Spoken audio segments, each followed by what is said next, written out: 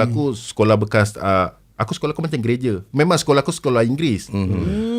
Sekolah aku dia lebih kat Inggeris. Okey. Kau dulu memang sekolah satu dengan Christopher Columbus ke, Mak? Apa tu? Maksudnya English punya orang.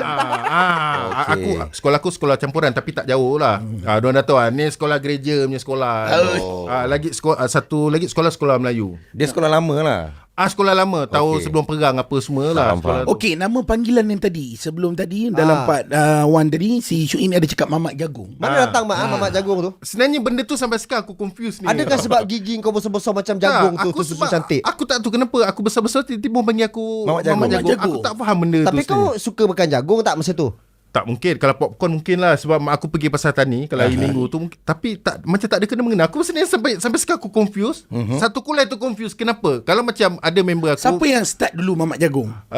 Aku pun tak tahu. Kalau ada member aku Apis ikan bilis orang panggil. Sebab apa dia ikan bilis? Apis ikan bilis